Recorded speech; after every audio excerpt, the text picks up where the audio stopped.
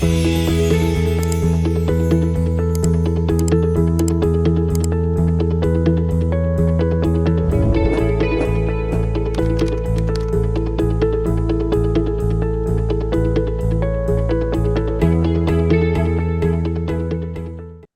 Ісусу Христу! Христос Воскрес! Вітаємо вас, шановні студенти і гості на відкритому вебінарі Християнської відкритої академії. Ми раді бачити всіх, хто долучився до нас онлайн, а також передаємо привіт тим, хто дивитиметься нас онлайн. Мене звати Ян Лукасік, і я сьогодні буду ведучим цього вебінару. Триває повномасштабна війна України з Росією, і саме в її умовах нам випало навчатися. І наша країна платить величезну ціну за свободу, і тому запрошую на початку нашого вебінару вшанувати пам'ять полеглих воїнів та цивільних осіб, які стали жертвами російської збройної агресії, а також ми помолимося за Україну, за сьогоднішній вебінар та наше навчання.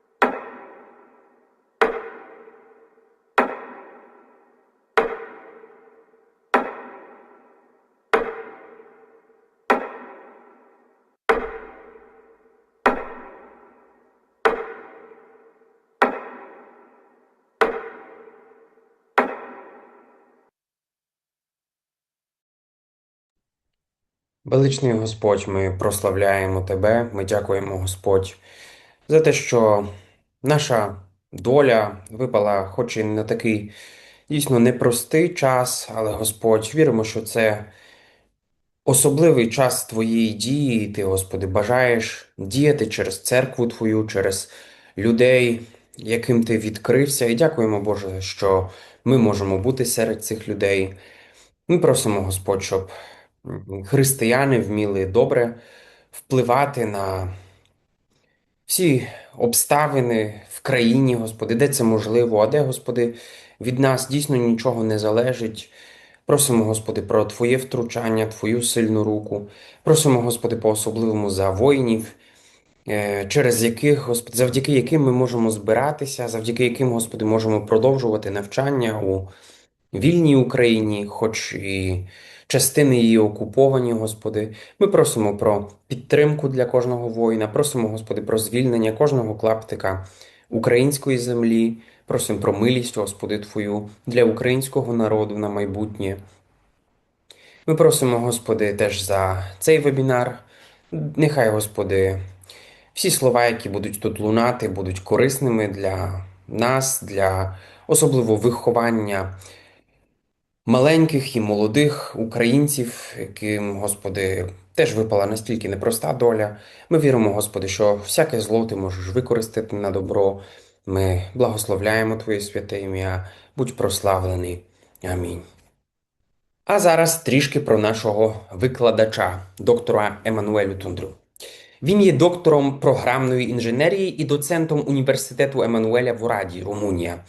Він здобув ступінь доктора філософії в політехнічному університеті Тімішоари, теж в Румунії, у співпраці з університетом Ніцци у Франції, а згодом отримав ступінь магістра з пастирського богослов'я в Ораді. З 2021 року він є випускником програми запрошених науковців Фулбрайт, головним редактором журналу етики в підприємництві та технології та очолює румунську християнську академічну мережу.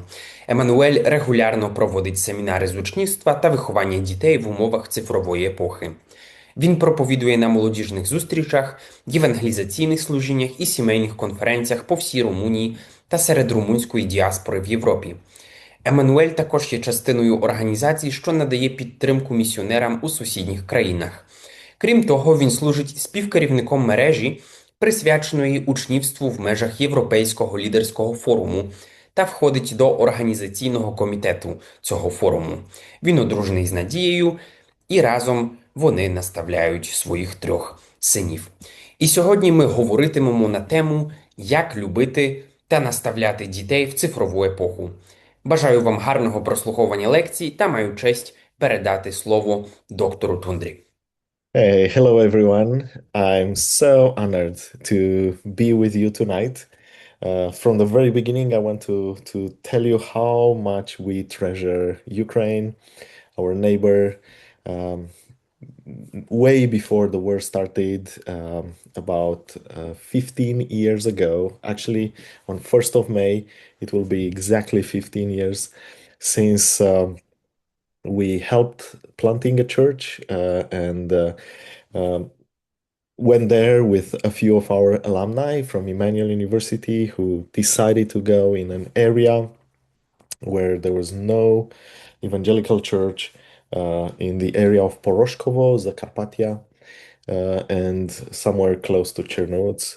And by God's grace, today there are five churches. And since the war started, I think we go 3 or 4 times per year. So we really love the Ukraine mission field, and we pray for the Lord to put an end to this horrific war and to let even somehow redeem even the situation now for the gospel. So many people can get to know God and get to understand suffering through the lenses of a God who loved us and came to save us from this world that is under the curse of sin.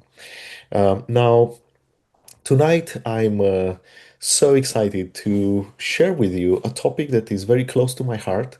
I heard Jan presenting all my titles and studies and everything. I want to come before you tonight and tell you that I'm coming from not from these titles, but as a father. As a father, as I think you are, and I want to share things that both, I understood as an IT guy, an IT professor, but also as I understood as a father, as a pastor working with students every day and seeing some of the challenges and the temptations and the way we can conquer and we can maintain our purity and raise a new generation that is pure. Let me share the PowerPoint. Very thankful to Christian Open Academy and to all your faithfulness even during this time, because we've seen the struggles that we had with our children through the pandemic when everything went online. I cannot even imagine your role as parents and grandparents in a time like this when after the pandemic suddenly the war came and you have to go to be so much on online. So my topic tonight is parenting in the digital age. Is part of a seminar or a larger seminar, but I want to select a few disciplines and a few ideas that really helped both my parenting, my relationship with my children, and also my students. Feel free again to ask questions, and I would love input from you. Now, I want to start with a verse that became very close to my heart. It's a Bible verse that ends the Old Testament. This verse came from the prophet Malachi, and it's represents the last words that God uttered to his people, helping them to identify Christ. How will we know when Christ will come that he is the one who comes? Because there are many saviors and many messiahs, many people who claimed to be Messiah. And Malachi described his ministry in a very interesting way. He said like this, he, Christ, meaning Christ, from the very beginning, I'm apologized for my coughing. I tried my best to drink something called worm and to have some medicine, but it seems it didn't gone. So Christ will turn the hearts of fathers to their children and the hearts of children to their fathers, lest I come and strike the land with a decree of utter destruction. So God says, you will recognize Christ working among you when you will see your heart, the hearts of the parents, turning to their children and the hearts of the children turning to their parents. Isn't this our prayer? That our children will really turn their hearts to us and listen to us and follow the principles we teach them in our parenting. Well, you see that the Bible verse doesn't start with the children turning to their fathers, but with the fathers turning to their children. So first step, I think, is something that we need to do as parents. So, as an introduction, I want to lay this idea that I want to follow us all the way this night. Model over moralizing or relationship over rules. My friends, the model that we set as parents before our children speaks much louder and impacts a lot more than the rules, the moralizing teachings, I don't know, all the teaching that we give to our children. They will look first to our lives. I was going to a camp with some teenagers and I asked them, talking about the addiction, social media, video gaming, and all this. I asked how is their relationship with their parents. And I will not forget a group of boys who came to me and said, Pastor Remy, my father, if he comes home from work in the evening and finds me in the middle of a game, and of course, if I'm in the middle of the game, I don't want to stop then. He comes, he thinks I was playing all day, so he grabs my phone or stops my computer or my screen. He moralizes me. He tells me that it's too much, I shouldn't stay so much in front of the screen. 5 minutes later, my father has the command in his hand and just switches TV stations. My father or my mother takes the phone as is scrolling on Facebook or on Instagram. Do you imagine how much rebellion is born in the hearts of these children?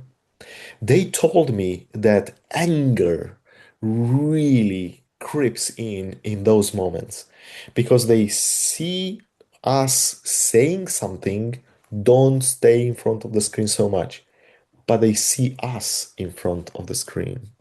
They also told me that there were moments when they just wanted to share something from their hearts. Girls told me that, when they sit at the dinner table with dad or with mom, they want to just share a burden. Maybe they were bullied in school. Maybe somebody, I don't know, said something ugly. And I just want to share their heart. And as they start, suddenly there's a notification in mom's or in dad's phone. And dad said, oh, just a minute, just a minute. I just need to answer this. I'll listen to you later. In that moment, the dialogue is stopped. They won't open their heart anymore. Another group told me, oh, Pastor Emmanuel, our grandma has her TV on all the day. She's cooking, she's going out to feed the chickens, to work in the garden, comes back, cleans, even uses the Hoover loud, but the TV is on all the day. And then they said this. If on my lips you would hear some of the songs that the TV is singing in our home, or some of the, showbiz stories that are heard, are told there, some of the bad wording there. Oh, my grandma will slap me. But you see, Pastor Emmanuel, my grandma never slapped the TV. She lets the TV talk and bring into our house all those stories and all that music. Do you see the tension and how frustration, anger can creep in their hearts? Now, I don't know how are your kids, but my kids, when they were young, and I would put them in bed to sleep in the evening, none of them were friends with sleeping early in the evening. So we had all sorts of discussions, and finally we put them in bed and closed the door. What usually happens 5 minutes later? You know, the kids just come out their room and say, "Oh, I'm thirsty, I'm hungry, I'm all right," and you give them some water or juice, and then you put them in bed again. 5 minutes later, they come out and they need to go to the bathroom. Why? Because they just drank a glass of water. 5 minutes. So, and then I ask them, why you didn't just go to sleep and sit or stay calm in your room? You know what they told me? Ah, we want to see what our parents are doing after they put us to sleep. And now just picture these two scenarios. The first scenario, the kid is angry because you put him to sleep. Okay? He comes out and he finds you scrolling on your phone or changing TV stations on your TV. In that moment, rebellion starts in his heart, anger, frustration, all this. But picture a second scenario. Imagine that child comes out of his room and finds you in quietness reading a book, or find mom and dad kneeling down and praying together, or finds the dad with a Bible, reading the Bible and taking some notes. That will be very, very impactful.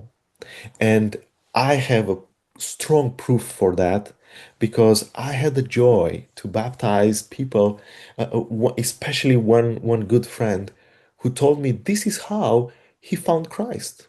He went in the house and saw the father of that house, after everyone went to sleep, sitting with his Bible under a small light and studying it. And in his heart, he understood, well, this man is not just saying that the Bible is an important book.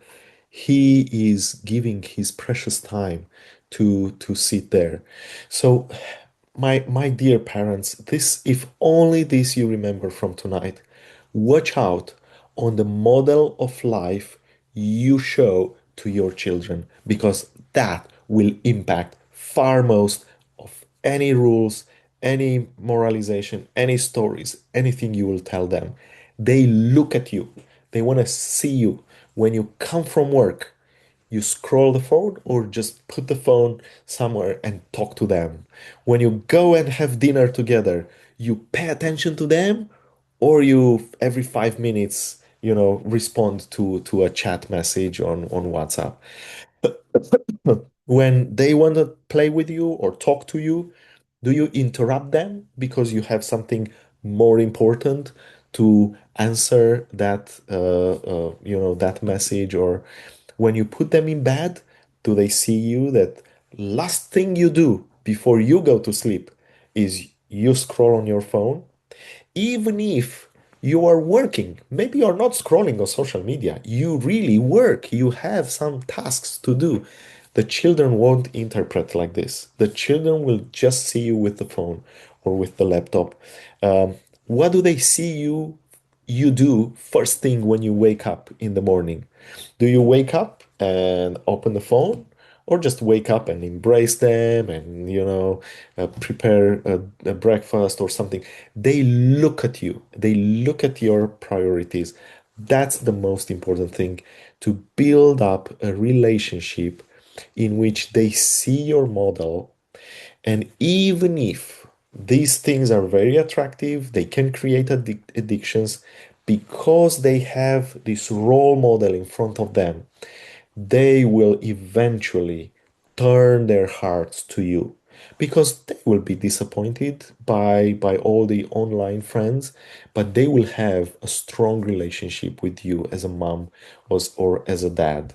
So first and far most important, our relationship with our children. Now we live in a very interesting time, very different than our grandparents.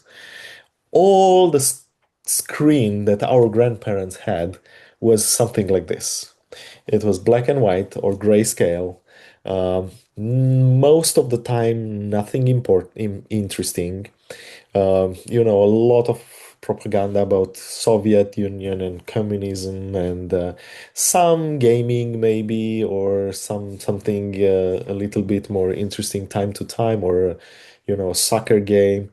But it was all one unidirectional. So it was the TV station that decided the programs, when they broadcast the movie, what hour of the day they broadcast some music or something, and you wouldn't interact, and it wasn't really very attractive. Now, after the fall of communism, the fall of the Soviet Union, suddenly we had most of the homes colorful TVs, and suddenly we had many more channels. Not just a handful of channels, but 60, 70, 80 channels. Now, if I would be in a room with you, I would ask you to raise your hand and tell me, or you can do it online now, how many of you recognize the image on the left? Yeah, it's Dallas. Yeah, on the right it's Isaura, and maybe I can choose something else. Or don't raise all of your hands, because you will just show your age in this way. But you it's I don't know how the situation was in your context, but in my context, and there was a big pressure over the pastors of our church to move the evening service on Sunday 1 hour earlier. Why? Because we all wanted to be there when Dallas was broadcasted. When we judge our children that they are so addicted to screen, just remember how many of us just stayed in front of TV when a new episode of in Dallas or in Isaura was there. Why? Because on Monday morning, everyone was talking about what's new there. But still, even if we wanted to look for more, episodes, we needed to wait another week for the continuation of that story or of that movie. So we had this movie for 1 hour or 2 hours, and then even if we wanted to look for more, we didn't have the possibility.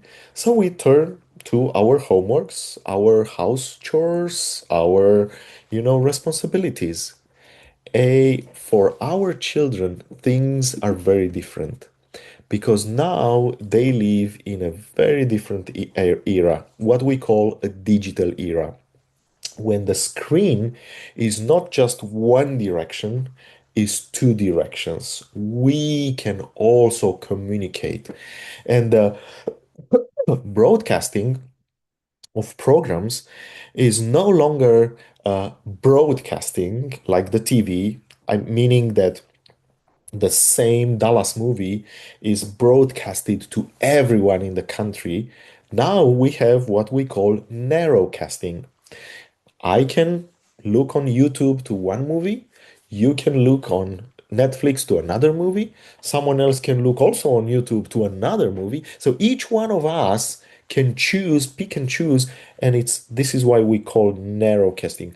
These companies can broadcast or narrowcast to a single user based on what he wants or she wants to see.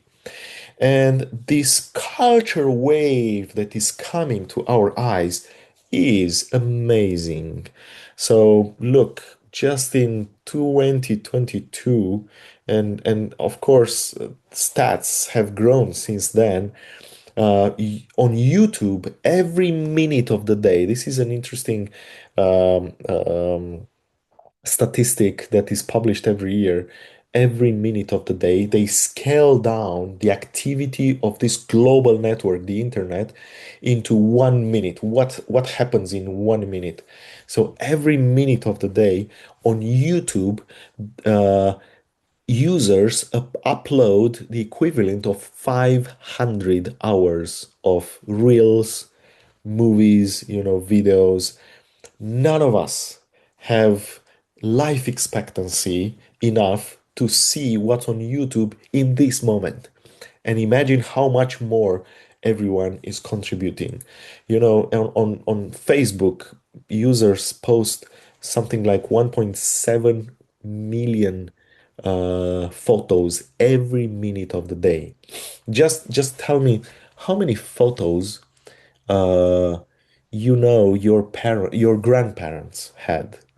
Well, my grandfather, in all his life, he had two photos. One when he went to the army, one he when he got married. In both of them, you had to stay, no smiling at that time, and stay straight. How many photos do we take every day? We generate so much content. And this takes us to another amazing statistic. We live in a big data age. If we would add up all the content that the human civilization generated since the beginning of the civilization up to year 2003, everything that the humanity published, recorded, video, photo, paintings, all the libraries of the world, everything that our humanity generated until 2003, our generation today, in just 24 hours, we generate double volume of that data.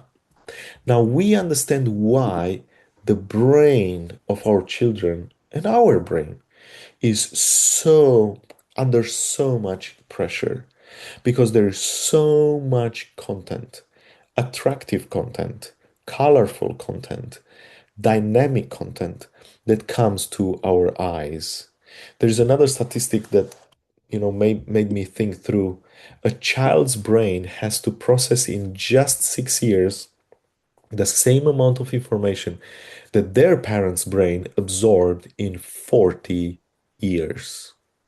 So, a child born in Gen Z, somewhere after 2012, in just 6 years, he has seen so many movies, so many videos, so many photos as us, the parents, have seen in 40 years. Now, can you imagine under what stress is the memory, the focus, and the dopamine that is generated, this hormone that is generated in their brain? It's just amazing. Now, Apostle Paul says, "For the fruit of light consists in all goodness, righteousness, and truth." And he encourages us to find out what pleases the Lord. So this webinar is not entirely negative. There are some dangers that I wanted to point out. But the truth is that in the digital era comes with some amazing blessings. I was just thinking about, soldiers who are now in the war in the front lines, and they can receive an encouragement from their family back home, or they can comfort their family back home that they are good, they are well. If a grandfather has a grandchild somewhere far in another land, it's amazing that they can talk. And there are many, many blessings in our studies, in our work. So there are many, many things, good things in the digital age, and which things that pleases the Lord. The Apostle Paul also warns us, saying, have nothing to do with the fruitless deeds of darkness, but rather expose them. Now, just final thoughts about some numbers. Uh, $257 billion is the amount of money that youth teenagers between 14 years old and 30 years old are investing in gaming in the last years. 3.3 billion gamers, online active gamers, have been recorded to be active, as I said, last year. 5.4 billion active social media personal accounts in a time when the population of the Earth just went a little bit over 8 billion. But this number worries me a little bit more. 4.5, 8.4% of the youth, again, uh, youth between the age of 14 and 30 years old, have been diagnosed with internet gaming disorder.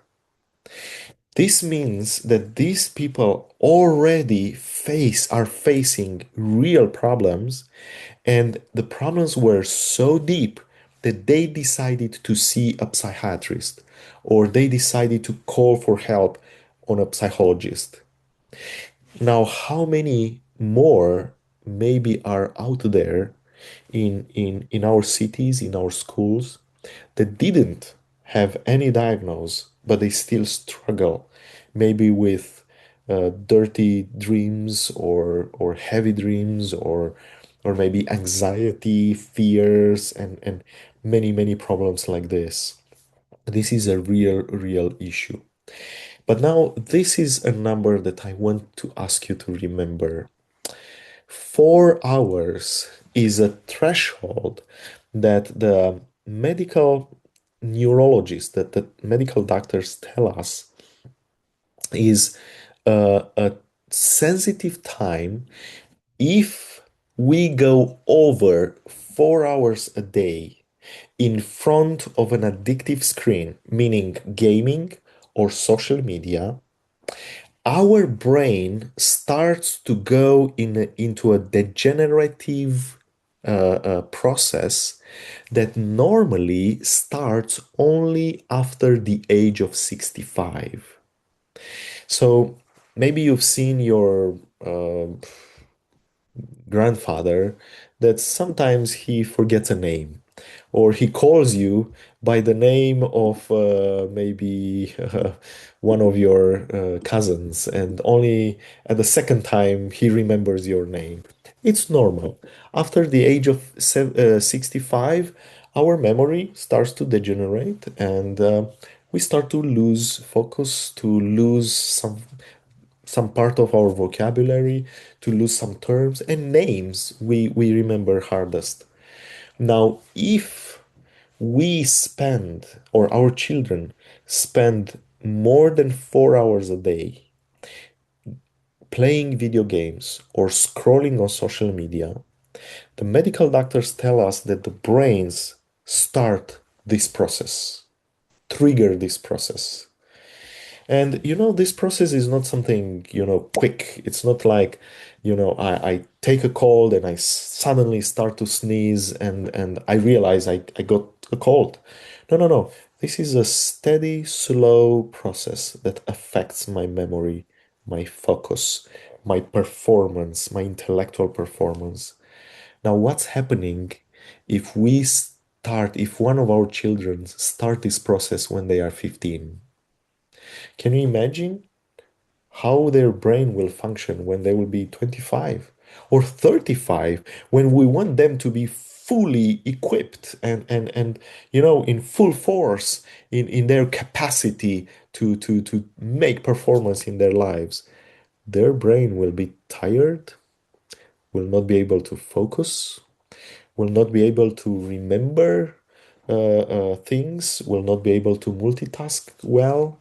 So, my advice is don't let your children even come close to this threshold of 4 hours.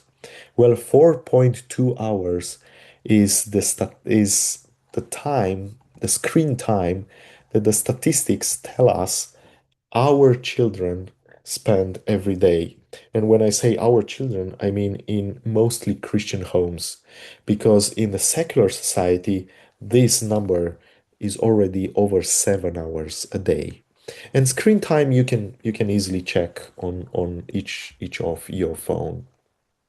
And there are many other, uh, alarms that we receive from the secular media, like ugly duckling syndrome, is that problem when, especially girls, they see on Instagram these beautiful influencers that their skin is perfect, and they are teenagers, their skin is not so perfect.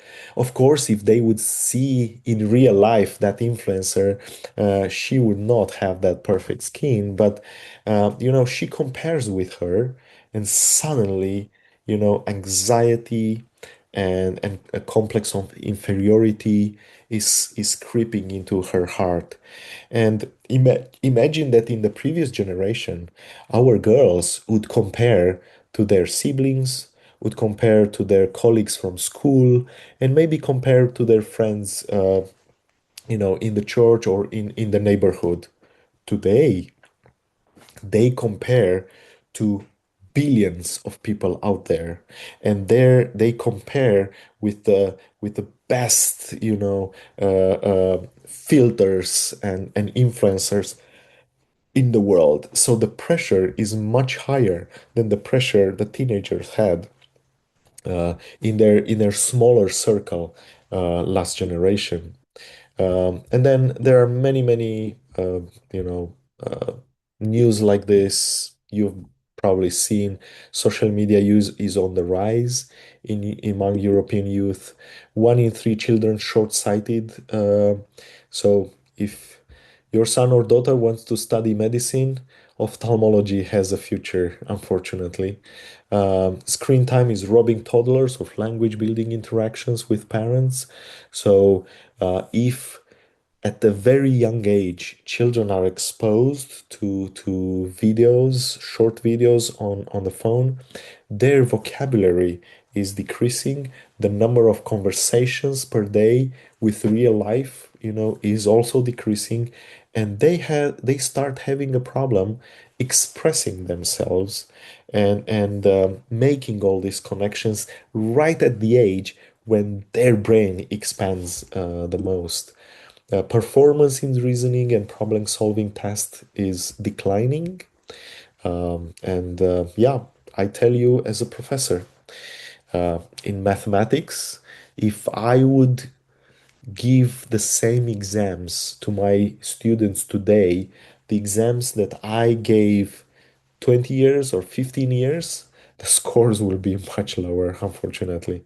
So the whole system of education is going down to accommodate the problem solving that is declining. Now, I want to dive into some of the applications. One last example. Well, the power of AI is amazing. Uh, you've heard so much about artificial intelligence these days, and maybe you've heard about this interesting, case that was in the States. Target is a big hypermarket, similar to other hypermarkets that you have in Ukraine. And they started to create a software in which they profile their customers in order to send them advertise that is tailored to their interests. So they want to personalize their marketing. And they were very successful until one day when a teenage girl, 16 years old, received, some advertise uh, clothing for pregnant women.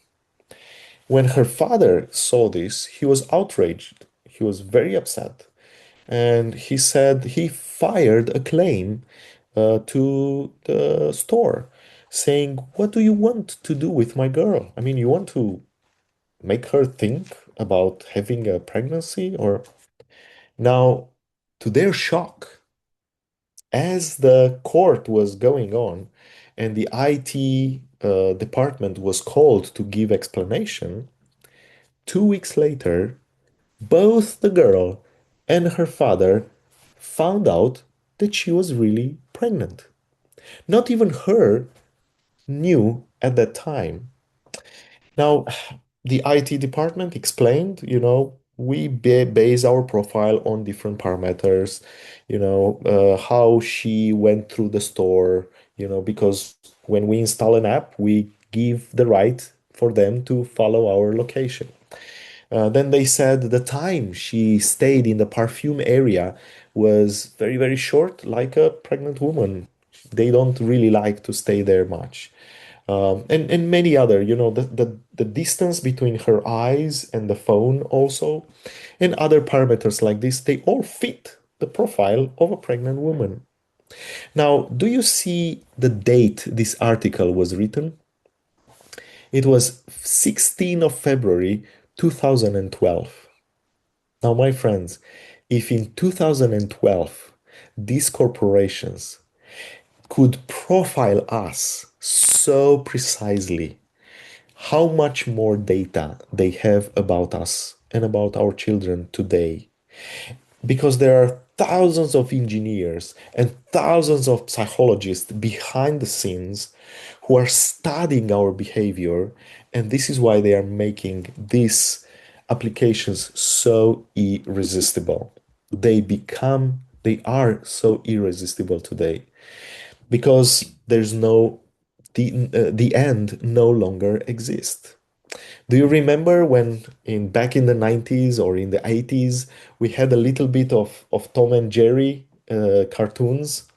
Um, but you remember that after 10 minutes or 20 minutes, we saw that screen, the end. Well, our children no longer know how the screen, the end, looks like because they can scroll infinitely. There's no the end. They can scroll all night long, and Facebook or Instagram or Snapchat, TikTok will not tell them, well, you reached the end. There's nothing more to see on social media today. Same with gaming. You remember we played a game, we finished one level, we had to wait a little bit until the next level, loads. Today, the next level loads automatically and you can stay in the game. There's no the end. This is why they need the intervention of us as parents because it's too addictive for them. It's impossible for an 8 years old, 12 years old, even 15 years old child to say, "Oh, I think I stayed enough for today on social media. I think I played enough today. Let me go back to my homeworks." No, no, no. It's too hard for them. Then there is this carrot tactic. You know how you attract a rabbit or a sugar that you put in front of a rabbit and you attract him. This is how this social media and video gamings are attracting us because this dopamine, this pleasure, hormone of pleasure, of happiness that is generated in our brain, tells our brain, oh, maybe next video will be very, very interesting. Let's look one more, just one more, just one more. And it's another hour that goes by. Then the trophies motivation. And you see, I put trophies there in quoting marks because they are just virtual trophies. They have no real value in real life. Snapchat, for example, they really created this addiction in our children when they implemented this idea of snapstreaks. Meaning, if every day you exchange a photo or a video or a message or something with a friend, you get that fire next to your profile and a number. That number represents the number of days, consecutive days, because if you miss a day, that number resets. So the number of consecutive days you came into Snapchat and exchanged photos and videos with your friends. Now imagine your high schooler is the best in his high school. For 2 years, he didn't miss one day, you know, going into Snapchat. And he has this trophy. He has the highest score in his high school. And then you invite them for hiking in the mountains where there's no internet for 3 days. They will not be interested in something like this. And also, there's the parental guilt, the peer pressure that unfortunately comes from us, from parents. Some parents feel deep down in their heart the guilt that they didn't give enough time to their children, and in order to buy more love from their children, they decide to invest a lot of money and give them the best gadgets. I want my son to have the latest iPhone so he doesn't feel he's inferior in his class. And in this way, he will love me and he will feel good. Well, I think this is a trap. This is a very dangerous road to go, materialistic road to go, because you tell your child that his value comes from the phone he has, from the level in Brawl Stars or in the video game he has, from his online profile, when we know these are all fakes, these are all false and very dangerous values, put it in quotes. Their value comes from the fact that they are created by Almighty God. Their value comes from the fact that they are loved by us, by parents. So watch out of this guilt and this peer pressure. I tell you, I never gave my children the latest phones that appeared on the market. Because if someone does this, well, when the child will turn 18, you will have to give him the best car. And then you will have to take him to the best, I don't know, a vacation in Dubai, or Dubai is no longer so interesting, but maybe other parts. If you go this route, you will have to keep up with the materialistic world, and then in his life he will be a slave. All his life he will work hard just to buy that car because he compares his value with the car that his neighbor has or his friend has. Or no, no, no, no, no. Let's teach our children that their value comes from the relationship we have with us in the family, with God, from his skills, from his hard work and his character. The character counts, not the materialistic world. Well, we realize there's a new drug in town, the screen time. Why? Because the CT scan of people who are drug addicts looks very similar to the CT scan of those who are addicted to screen. Just because the same dopamine and the same adrenaline is rushing in our blood and in our brain. Some signs that your child has too much screen time. You see him becoming more irritable, crying more easily, being more depressed, more nervous. Maybe you see him um, having more difficulty concentrating and staying focused for a shorter time. I have professors in primary school who tell me that if they give a paper, a test to their children, they have to go through their benches and just help them focus. Because some of them, after 5 minutes, they just sit with like this with the pen and just think and their mind goes off. We see them this as teachers in many respects. When we present something, they are more forgetful, more disorganized. They forget their books at home or at school. They are more defiant, more impulsive, because this is what they see in the cartoons, in the video games. They become less empathetic and more indifferent about their social behavior. They don't care if their words really wounded their younger sister or their younger brother. Here are some symptoms of addiction in children. So, in our last slide, we talked about some warning signs. Things can be still saved and can be changed easily. Now, here we arrived at a place of addiction.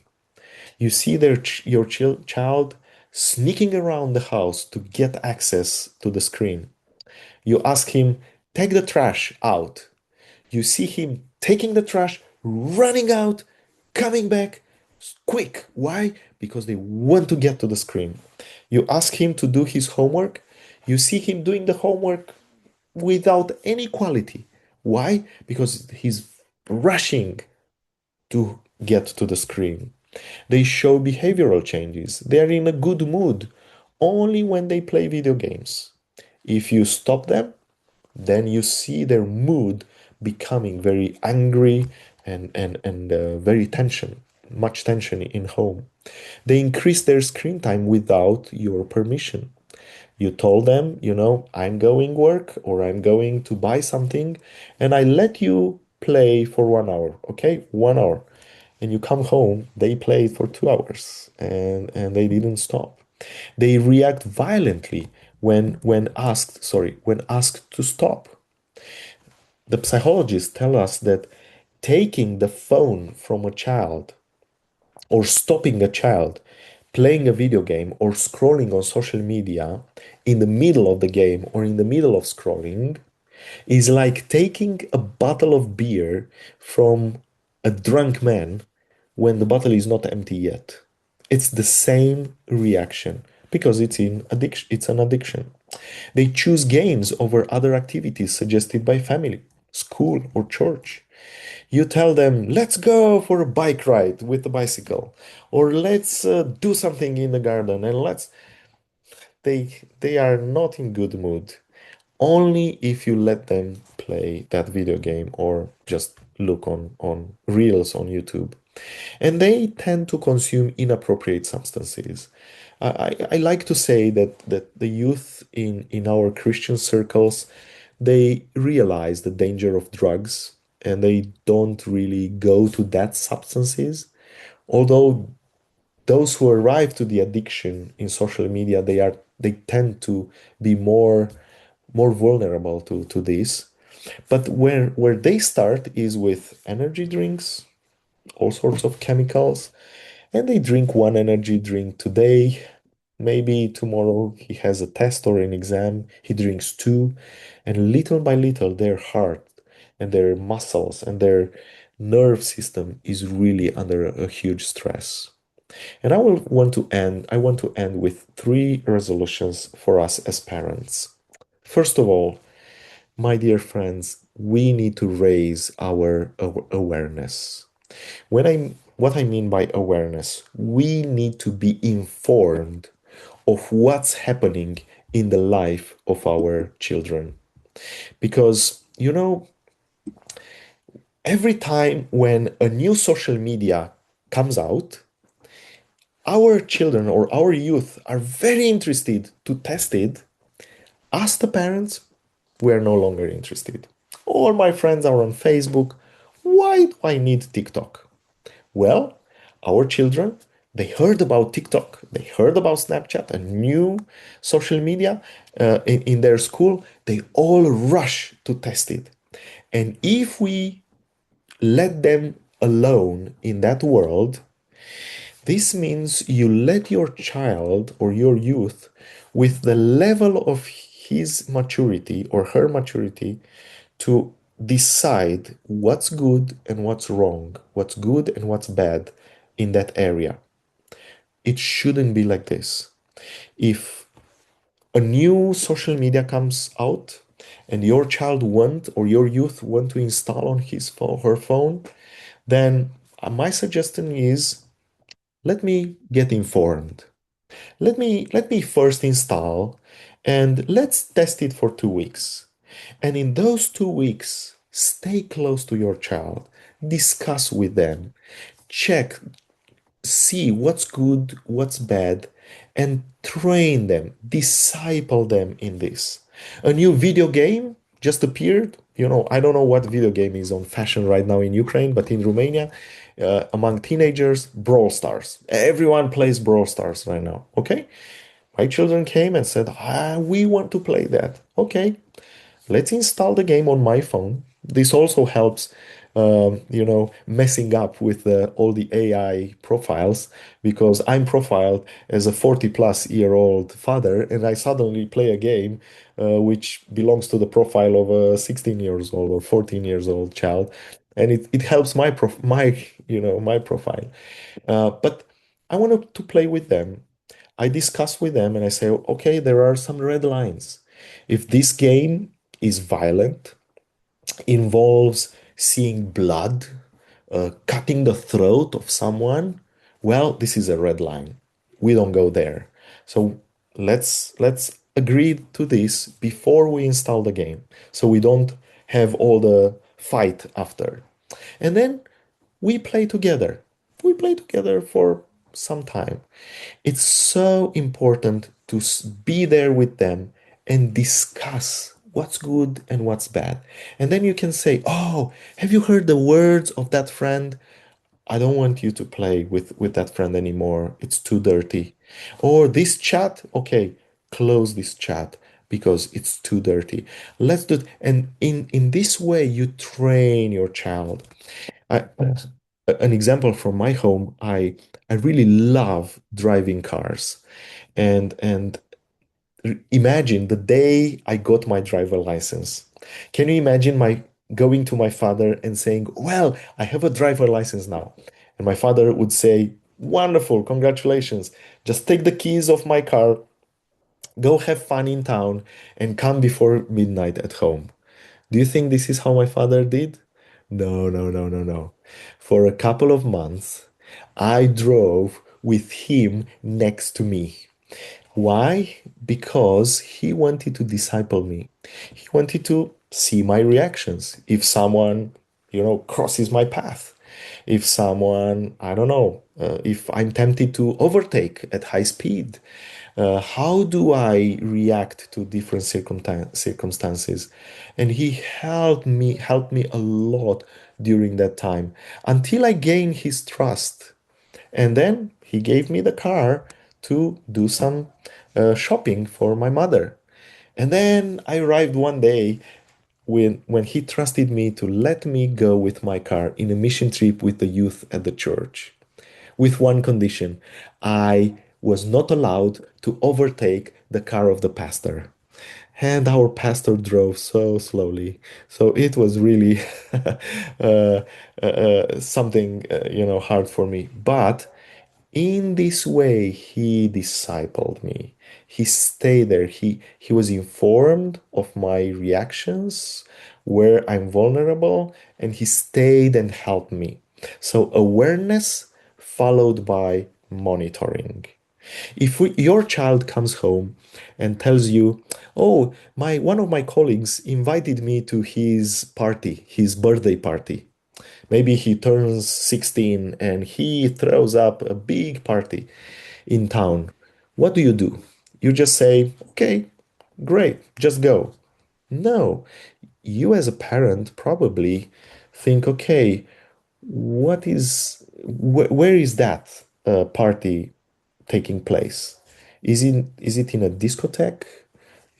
Are there some, a lot of alcohol and other things and, bad language and what time in the evening you come home?" So there are many things like this.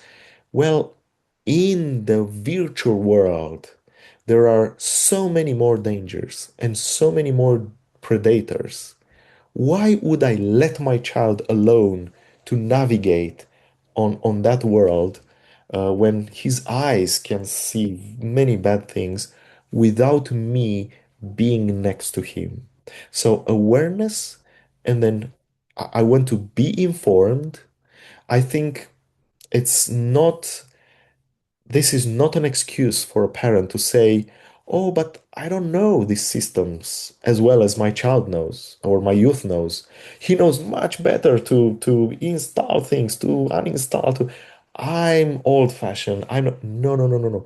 If you have children, you are not allowed to not be informed and then to monitor, to stay with them and discuss these things. A short lesson of history. In the 90s, do you remember how much investment was done by our parents to bring internet in our homes? Our parents paid a lot from their very small salaries and drilled their apartments to bring all those cables for us to have internet at home.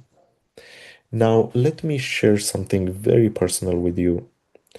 All my students that have addiction to pornography today trace their history to those moments when their parents, loving parents, wanted to give them the opportunity to have access to the internet, but they did not inform and they did not monitor what their children are doing.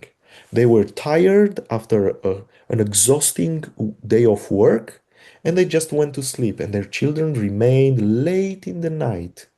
And the temptation to go into pornography was way too strong for them to resist. And finally, redemption. If something happens and your heart is weary and you discover something that is inappropriate on the phone, on the laptop of your child, please don't overreact. If that happened, is also my guilt because I didn't watch out. I didn't pay attention. So just take your child from there and discuss with him because you want to maintain a relationship. If your child fears to come and confess to you something that his eyes saw and he feels guilty, then there is a danger because he can then go worse and worse and worse down on that spiral. We want to maintain a good relationship. So our children know that even if the temptation came and they fall, they still can come to us and we will help them, redeem and recover because those dirty images, they are not deleted easy from their minds. And sometimes we just need to teach them radical decisions and be there for them. I will never forget one of my graduates. He was my student, he was in my discipleship group, but now he just graduated. He called me about late in the night, something like 10 after 10 p.m., telling me that he just cannot resist the temptation of pornography.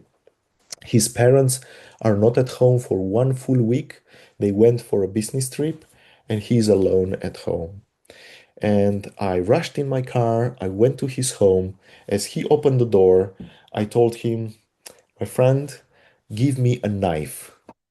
He looked at me scared and said, "A knife? I thought you came to pray with me so I can resist." I said, "No, no, no, no, no. Prayer later. Now give me a knife." And he trusted me. He gave me a knife. And I looked where the cable came in his home and I cut the cable, the internet cable. And he was like, "No, no, no, no, no. What my mom, what my dad will say if they come home and, this is on their name. The contract is on their name." And I told him, "This is exactly what I want from you. I want you to open your heart to your father and to your mother, to turn your heart to them because they love you the most. They are with you at home. I will go home tonight, but the devil will stay and will tempt you. He will continue to tempt you. And you need them because they love you the most and they are here to help you. And then I confiscated his phone and his laptop, and I told him I'm coming back when his parents come home. Well, fast forward a couple of years later, he got married. He invited me to sit next to him as a best man. And before his bride would come into the church, he he hugged me and whispered in my ear these words: Emmanuel, because of the radical decision that night, my eyes are pure today. So, my friends, I think this is really important. I want to close with, oh, sorry, with a Bible verse, but I forgot to put it in. When Jesus says, um, his disciples have to deny themselves and take up the cross. Taking up the cross means I make radical decisions.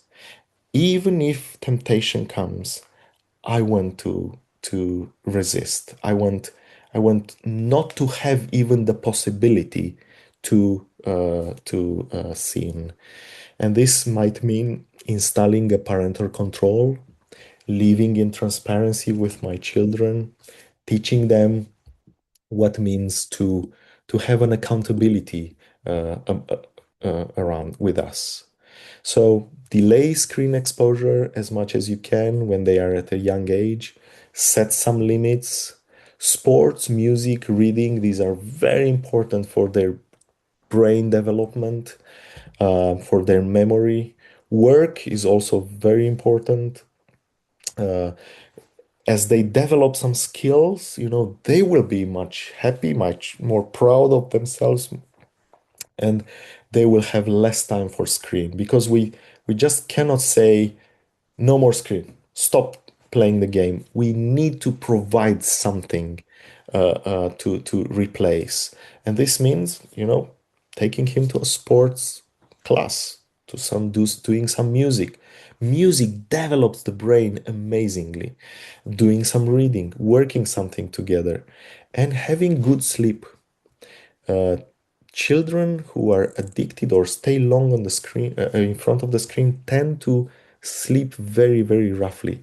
So turn off the blue light at least 1 hour before you go to sleep, because blue light inhibit the melatonin, this hormone that helps us calm down and go into good sleep. So this is, I think, very, very important before every night. Now, I would not go into this because time is up, and I want to have some time with questions. Thank you so much for your patience. Thank you very much, Dr. Tundrea, for this lecture. For actually, you have, I think, answered most of the questions we have received. Mhm. Yeah, so maybe we'll start with this one. You said that we have to be involved in technology and social media to an extent to Mhm. protect our children. But how do we protect ourselves not to get caught up in the addiction? Well, very good question. I tell you what I've done, and it really helped me. I decided to create a family account between me, my wife, and my boys. And in this way, my children also see my screen time. They have full access to see how many hours I stayed on Instagram, how many hours I stayed on WhatsApp, how many hours on Excel, Word, PowerPoint, internet, and all this. This is I think, a form of protection. And also, I believe it's very important, as I go back to my first slide, what we model. I want to model before my children transparency. We live in our home, we do not hide things. So for example, in our home, our children or none of us are allowed to go in their bedroom with the phone. The bedroom never sleeps in the bed. The phone never sleeps in the bedroom. Everything is in the living room. So they can pass by my laptop and see what's on my screen. I can pass by and see what's on my screen. Just think about David. You remember this amazing king of Israel, and you know his story. Amazing. He did amazing things. But he did a shameful thing which really affected his family. His sin with Bathsheba. One day he was alone. Not even his wives could come into his palace without his, uh, you know, will. Now imagine that on that balcony, when David saw Bathsheba, he would have been together with his wife. I think his wife would put the hand in front of his eyes and they would go back into their palace and everything would stop there. If he would be with his boys, he would put the hand in front of the eyes of his boys and they would go back. If Prophet Nathan would just check David's email to his army general when he wanted to kill Uriah, probably Prophet Nathan would say, "Hey, David, delete this email. Don't send it. This is a crime." So, what I want to say is transparency works in both ways. And if we decide to be transparent to our children, then this is really a form of protection because I don't want to arrive one day home and have to look into the eyes of my beloved wife and explain why did I look to that dirty movie. But just knowing that she's there, my boys are there, this is a form of protection for me. This is a form of protection of her. Of course, they cannot see my messages, my content, or exactly, they see the timing, the screen time. But in this way, I'm accountable to them. And if I come, I cannot go to them and say, hey, not more than 1 hour of Instagram per day. If they see me staying 2 hours, I think it works in both ways. Yeah. Thank you very much. That's really helpful. Another question we have is, well, maybe I'll start with my own funny little experience. I have a daughter that's just under 2 years old, and she has no direct access to screens. We want to protect her from that for as long as possible, and normally we do not let her watch any cartoons unless she's sick and my wife takes her temperature or cuts her nails, because that's like the only way you can fully calm her down. But the screens are so appealing to even the smallest children that she would just come to you and ask you to cut her nails because she knows that then you'll let her watch some dogs or cats on your phone for a minute or two. And kids are just sadly so much into technology, it's scary. And you talked about that a bit, but could you please share a bit more? What should we replace screens with for our children? Which substitutes have been most effective in your experience, and maybe with various age groups, because I think that that changes over time. Yeah, yeah, yeah.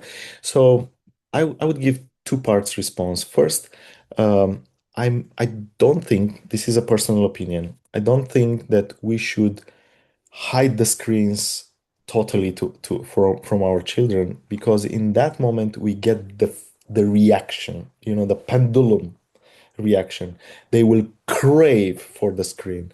And in my generation, I had a colleague, his parents demonized the TV and they didn't have TV, they didn't want to.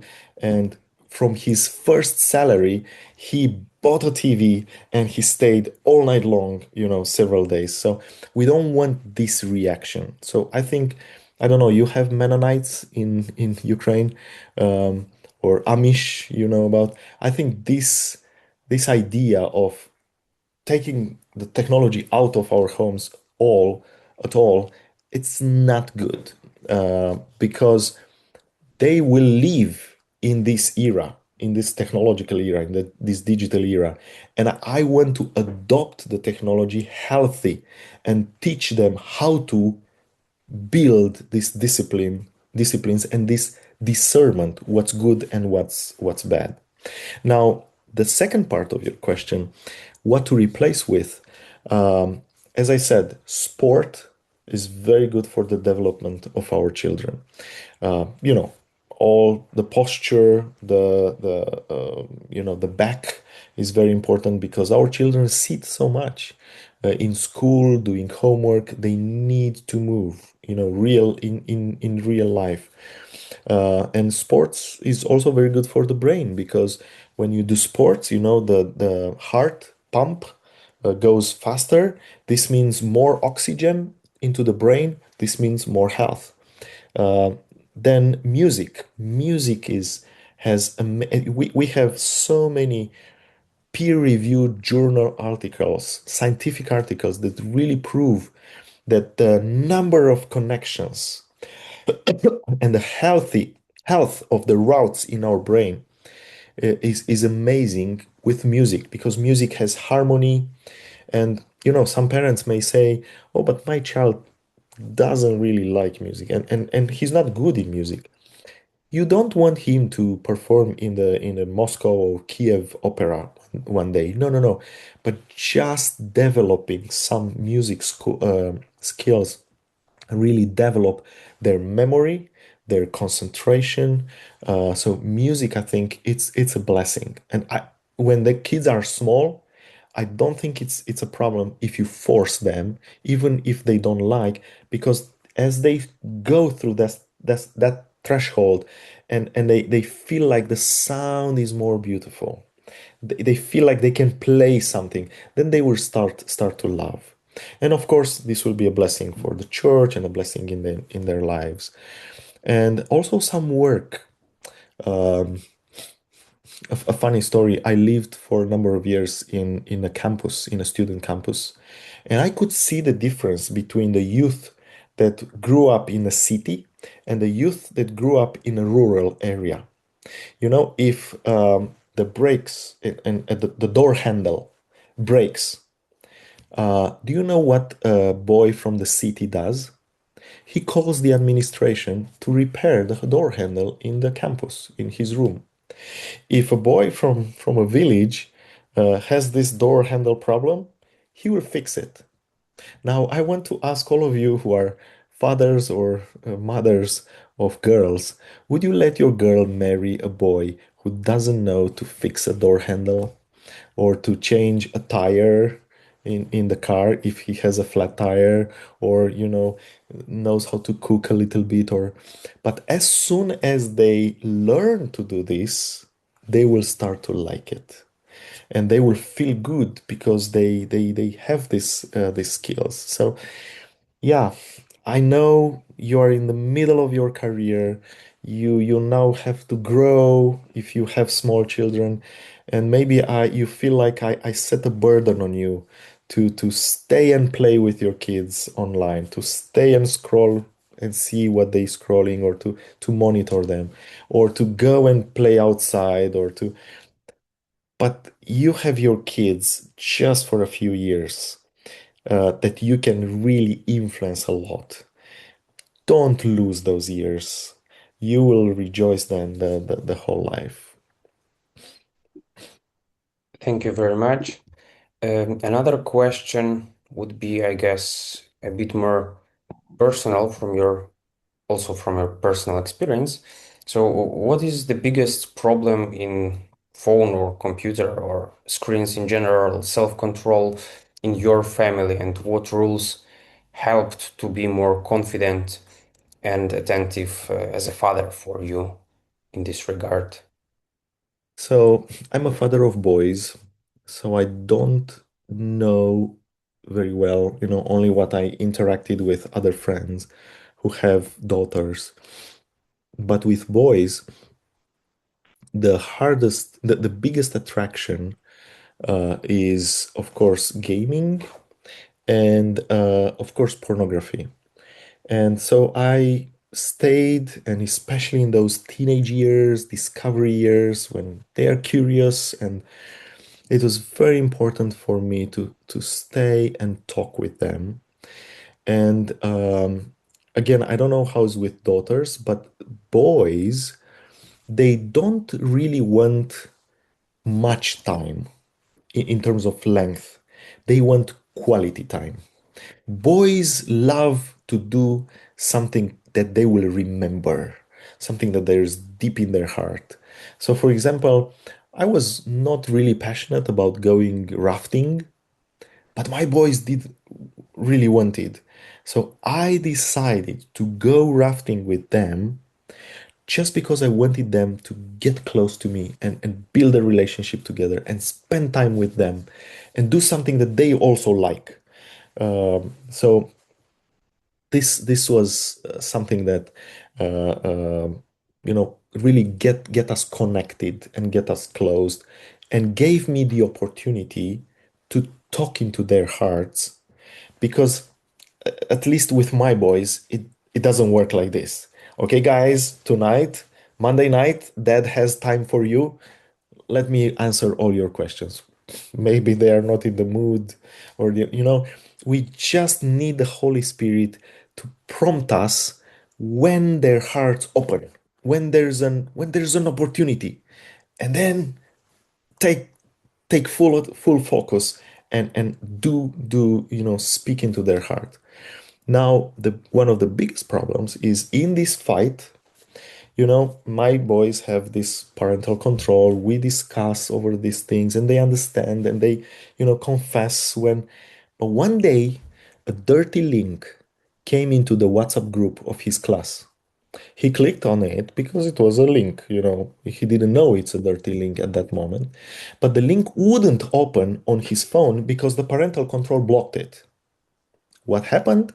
One of his colleagues said, "Oh, your dad is the one that teaches us all this and teaches our parents this. I know how square-headed is him. Let me show this movie on my phone." And he showed that dirty movie to my son on his colleague's phone. Now, after some days of guilt, my son came and confessed. In that moment, I could react and said, "Oh, shame on you. Now the whole school will know that the son of Pastor Emanuel looked at that and wow, what did you do?" And no, I wasn't happy, of course, but I hugged him and I told him, "Thank you that you came and confess. Let's now work together how to delete these images from your mind, because these images won't delete easy." So I realize in that moment how dependent I am on God.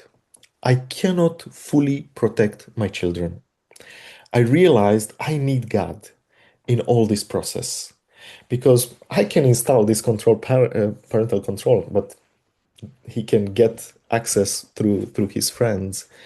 But I want to have that relationship, so he comes and confess.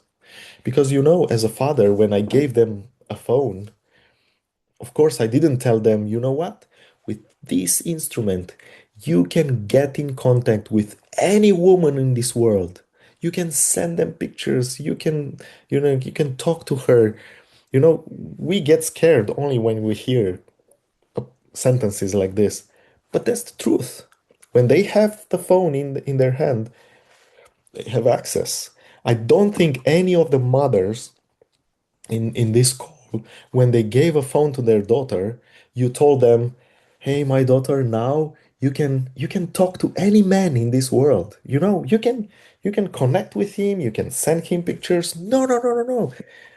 But the reality is that they are now in this world, in this digital world, and they can be accessed, they can be contacted, and they can contact. So at this level, I really feel I depend on God, and this helps my prayer life because I realize I have to pray for them daily.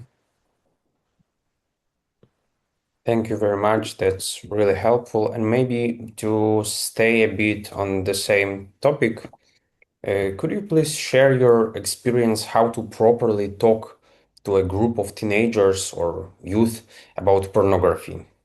What might be worth avoiding in the conversation, and how best to conduct the conversation, and what effective things you can offer them to combat pornography and the addiction? Well, this is a big topic, but a short answer. Um, I don't advise pastors, parents, teachers, anybody to talk about pornography very lightly in public or with a group because you don't know the level of interest of each child. I had some youth in my church who attended a youth meeting where a pastor tackled this problem, and if some of them didn't know so much and were not so interested in finding out of some issues, but that youth night in the church made them more curious and more interest.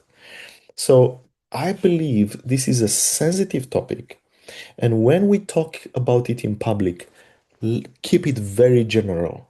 Keep it very general. Speak about the effects and don't go into details. When you talk one on one, then you can go as deep as you see that child or that youth is facing, is living out. So, for example, you have your, I don't know, 9 years old boy in your home. You know the words that you use, and suddenly, out of nowhere, you hear in his vocabulary one word that is very intimate. Maybe he speaks about an organ, about females, or about men, or and you know in your home you never use that word.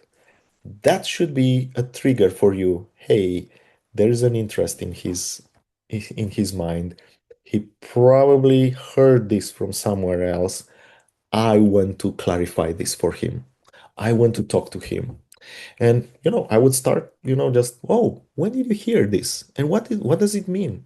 Oh, let me tell you more. Let me tell you that this is that and that and then. So I would I would come into his life and clarify things as I see his maturing in age, because some are very interested at 9 years old, others at 11, others at 13, at 15, and I want to speak appropriately and not have a group and maybe one is very he dived into pornography, he knows a lot, and he needs a special attention and way more talk than someone who maybe is not so much into and yeah, I can provoke, I can tempt him even more.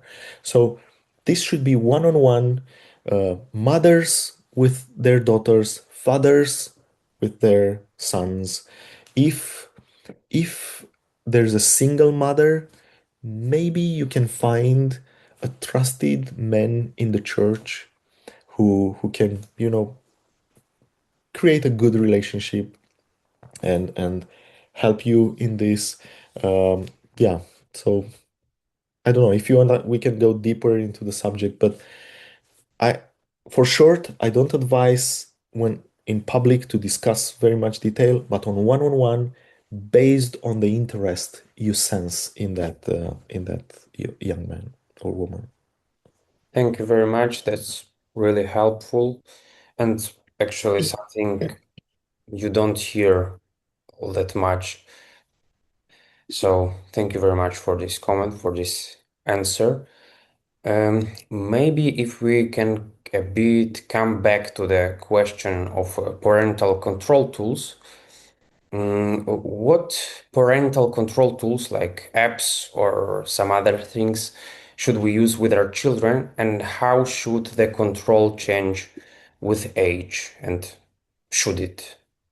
Yes, yes, thank you.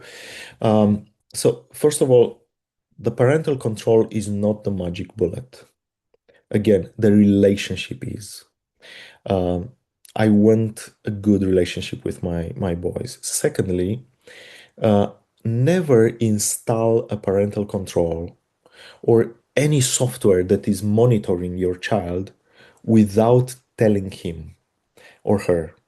I when I gave the phone to my boys, I told them, well, we want to be transparent in this house. I give you this phone, but I want to tell you up front, I installed a parental control because I don't want to, spy you, discover something, and then because you've seen, we are going to talk about it. No, no, no. I want to prevent. In medicine, prevention is much cheaper and it's much better than getting a cold and then the treatment, the costly treatment. So I told my boys, I don't want you to fall into sin and then we I try to take you out. No, no, I want to prevent as much as possible, and this is why the parental control is there. And yeah, when something happens, we discuss. Speaking about apps, first of all, it's very different the world of iPhones and the world of Androids, all the other phones that work on Android or Windows, because Android is way more open operating system, and there are out there family, beginning with Family Link. I heard it's very good. There is one app that I really liked it. Let me quickly open Covenant Eyes. Maybe you heard about Covenant Eyes. It's a this is a Christian um, app. I mean, made by Christian. The app is not Christian. Um, it's no, no, no, sorry, it's not this one. Covenant Eyes, this one. Covenant Eyes. So it's this idea that Job made a covenant with his eyes, and you can have a partner of accountability that is notified. And so I have a few students with me. Again, all these apps are how can I say, are um, the free account is quite limited, but the subscription is not so costly. So if we pay €5 for our subscription, we may pay another €5 for a parental control. But I think the purity of the eyes of our children and the minds deserves this investment. So I suggest you buying a subscription, taking something that, because the free parts do not really help you to know much or to monitor much. Um, and so Android has many, many apps, Screen Parenting, Family Link, Google Link, and others. So just type on the internet and see which are ranked the best. There are many private and companies that make an audit of what parental control is the best for your phone or for your operating system. Um, with iPhones, it's a bit more tricky because iPhone is a more closed operating system. But the good thing about iPhone is that has embedded this parental control, which is called screen time and family screen, in saying that my family. So let me see if I open my phone in settings. Yeah, I can show you. I have my family. So I have my boys there with their age. Two of them, uh, one of them just became adult last week. So I have now two adults and only one minor. But they still decided to stick and to stay with me in this family group. So iPhones provide you with their system, and then you can see the screen time. You can limit for each one of them how much time you let them on social media in general, or just you can limit just Snapchat or just Instagram or just TikTok or just you can have lots of options there, like a parental control. But the limitation is that your child in this case has to give you consent to do this. And then you set the password and it's done. Well, in my home, uh, I still provide the phones for my children. They are still students, and the rule is my condition was I pay for it. Uh, you stay with me, but they were willing to do it. Thank you very much. And could you please also elaborate a bit on how should the control change with age? And Oh yeah, I forgot. Sorry. Yeah. So I think um, as they mature, we have to loosen the rules because again, we don't want them to be under huge pressure with a lot of very limiting rules until they reach age 18, and in that moment they will just take the phone and do not talk to you anymore. And I've seen this happen. So I think, when they are young, uh, as in the real life, a 2 years old would like to put its fingers in the plug and, in the electricity plug. And of course, we just by force, stop them. So when they are young, they are 9 years old, 10 years old, until they reach about 13, 14 years old, the limits can be very, very tight. And then we can start playing this game that my father played with me, for example, with the driving license. Um, as I was driving, and I proved to him that I can control myself if somebody crosses my path, or I used to overtake very dangerously. I lose the right to drive the car. But then as I calm down, he gave me more freedom. So as they go up from 13, 14 years old, we can loosen things a little bit and give them prizes. Okay, wow, this week you stick with 1 hour Instagram. Congratulations. Let me give you this surprise. Let me give you this, I don't know, something that they like.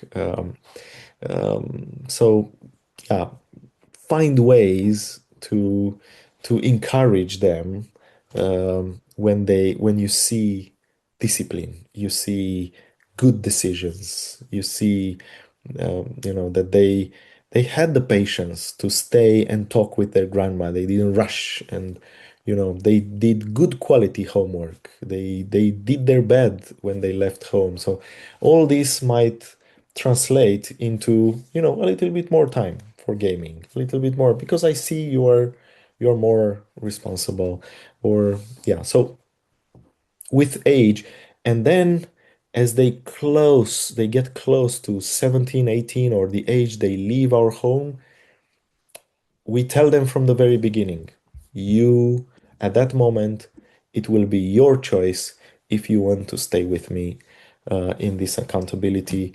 I promise you, I trust you, and I want you to be an adult, to be on your own. I don't want to spy you at all. thank you very much. That's really helpful. And we don't have much time, so maybe I'll ask one more question. Are you aware of the results of any studies on the implementation of a ban on smartphones in educational institutions, and also of the bans on social media under 13 in some countries in the past year or two, I think? Yeah, we all saw in the news that the secular governments are alarmed because in the education system we see things going down very, very rapidly. So countries like Australia, I think last just this week, Turkey and France and others set some limits like 13 years, 15 years. Again, what's sad here is that children at 5, at 8, at 12, they still can have social media. And when I ask them how did you get social media? Because the law says only when you're 13 you can have. They told me mom installed and put her face, when the face recognition was needed to be installed. So in that moment I was so saddened because I realized that mom taught her child that he can lie, he can break the law when he wants something. And I think this is very dangerous for the character of the child.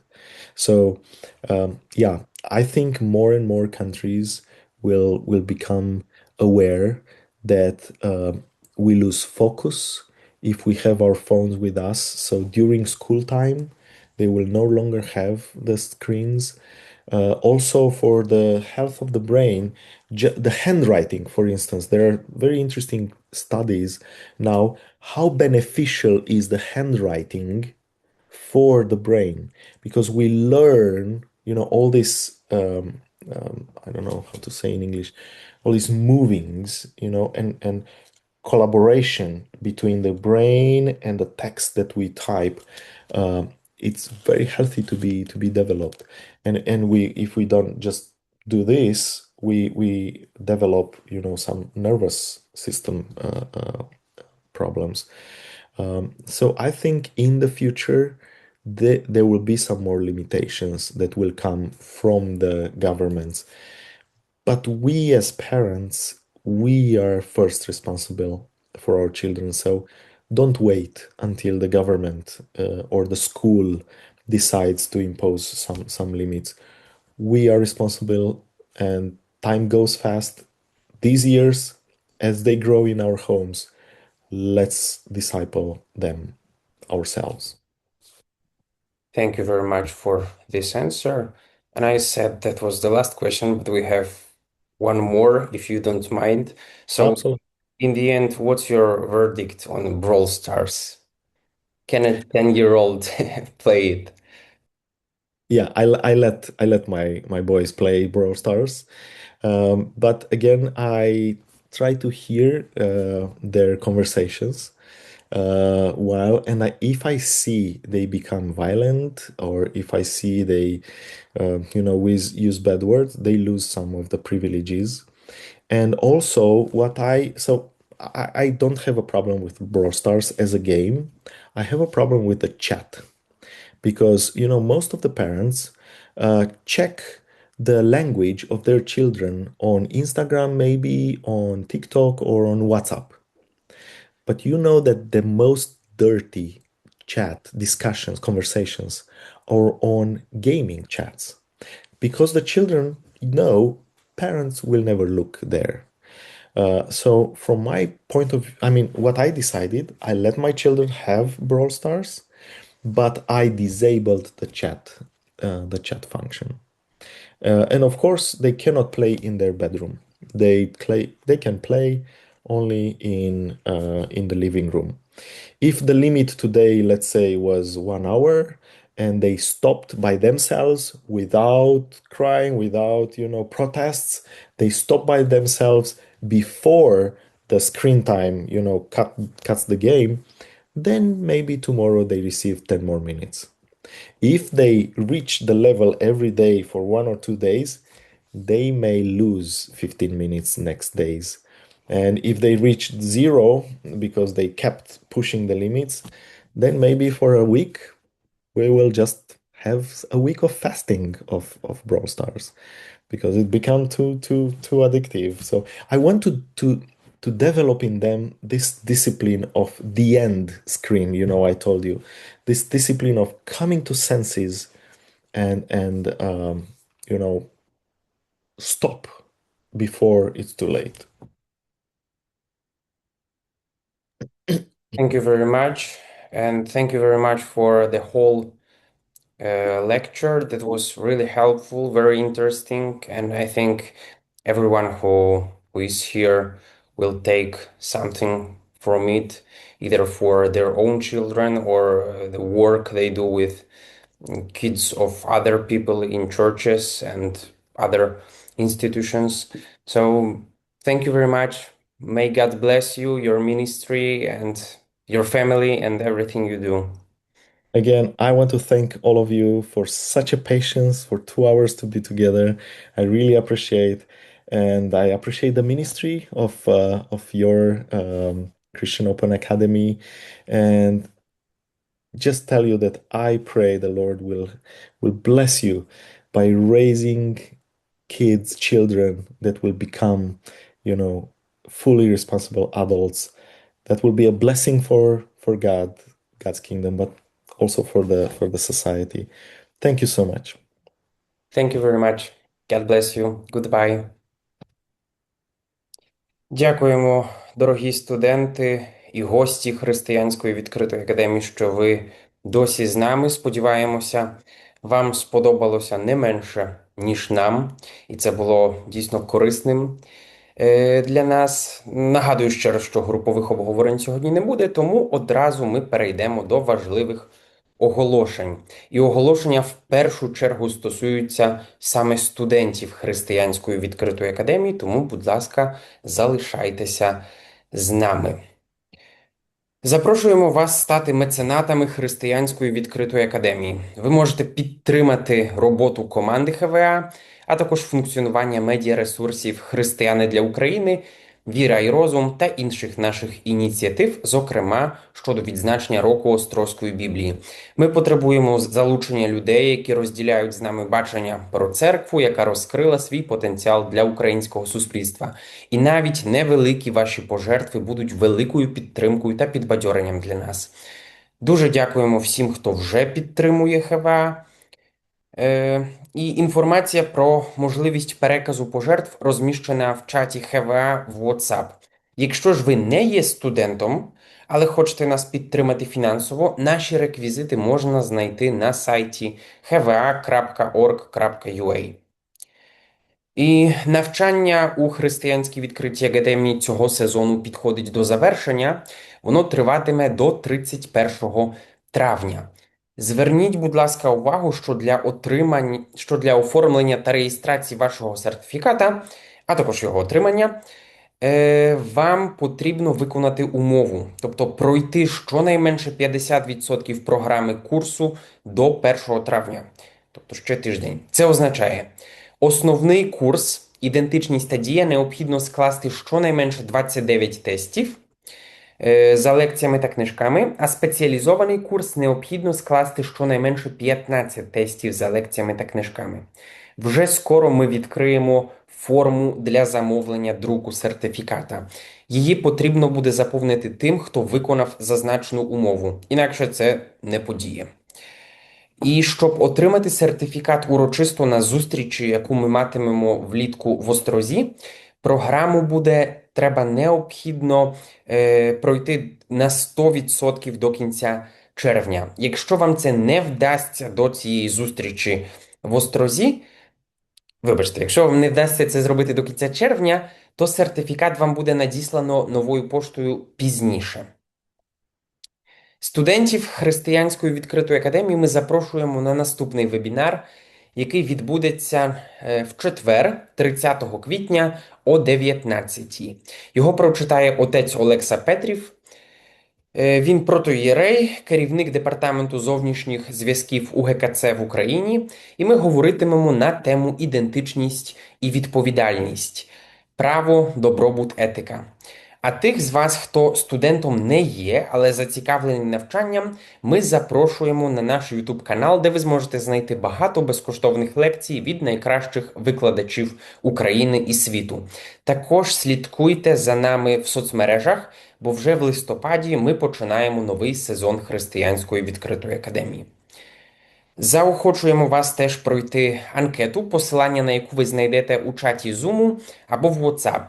А також, якщо ви переглядаєте лекцію в записі, вона є в описі під цим відео. Ваші відгуки дуже для нас корисні і допомагають нам краще вам служити. І для завершення цього вебінару запрошую помолитися брата Вадима Токарчука. Дякую. Схилимось до молитви. Наш всемогутній, величний, неймовірний Господи, зараз ми стоїмо перед Твоїм престолом з безмежною вдячністю за можливість для кожного з нас, попри війну, попри кризи, попри особисті виклики, все ще бути студентами і навчатися. Навіть для багатьох із нас це міг бути виклик попри наш вік, але ми неймовірно вдячні Тобі за цю привілегію і з відкритим серцем і з радісною душею сприймаємо кожну можливість чути надзвичайно фундаментальні важливі речі для нашого життя, для побудови нашого характеру і для здобуття відчуття відповідальності за своє життя, за майбутнє наших дітей. І в контексті того, що ми почули сьогодні, ми просимо Тебе, Боже, щоб Ти закарбував глибоко в наших душах і в нашому серці відчуття фундаментальної відповідальності за виховання наших дітей, для когось, можливо, теж і онуків. І ми просимо Тебе, Боже, щоб ці важливі речі в контексті всіх сучасних перетворень і реальності, в якій ми живемо, в тому числі цифровій реальності, ми бачили це все через призму Твого Божественного Слова, Твого Духа, Твоїх небесних цінностей. І розуміли ці речі дуже глибоко, з тим, щоб, взявши на себе відповідальність, запровадили їх в нашому житті, і щоб це було доказуємим і відчутним плодом у нашому житті, і в житті наших дітей, і тих, кому ми служимо. Ми просимо Тебе, щоб цей вечір для багатьох із нас був тихим і спокійним. Ми молимося за наші родини, за тих, хто зустріне ніч в колі своєї родини сьогодні. Просимо Тебе, Господь, щоб все почути сьогодні принесло неймовірну благодать в наші серця для тих, хто буде мати такий намір обговорити все почути сьогодні в своїх родинах, сім'ях, можливо, з дітьми. Ми просимо Тебе теж особливо в цей вечір за воїнів Збройних сил України, за наших синів, які зараз стоять в захисті нашої вітчизни, виконуючи свій обов'язок перед народом і перед Тобою. Ми просимо Тебе про особливий захист, про натхнення, про поглиблення мотивації, про мужність. Ми просимо Тебе, Боже, щоб ми почули добрі новини з фронту, і просимо Тебе, Господь, щоб Твоя благодать почивала на кожному з них. Ми дякуємо Тобі ще раз за ці неймовірні 2 години. Дякуємо Тобі за нашого викладача, за нашу християнську відкриту академію. Просимо Тебе особливого благословіння на всіх учасників цього неймовірного проекту. Будь благословен наш Господь, в ім'я Отця і Сина і Святого Духа. Амінь. Амінь. Дякуємо усім, хто був присутній на цьому вебінарі. І попереду у нас ще, може, вже не так багато чудових зустрічей, але ще трошки є. І нехай Господь вас береже. До зустрічі наступного четверга у віртуальних стінах Християнської відкритої академії. З Богом!